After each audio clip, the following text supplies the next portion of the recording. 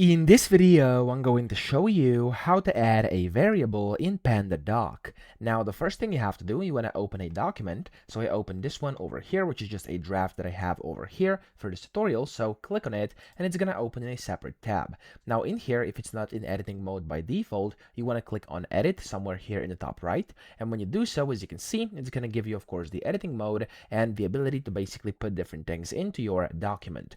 So to add a variable, it's super simple. You could go ahead and use these square brackets as indicated over here, or what you can also do is go to the right here and click on the two arrows to pop up this right hand side panel, and from here you want to click on add variables.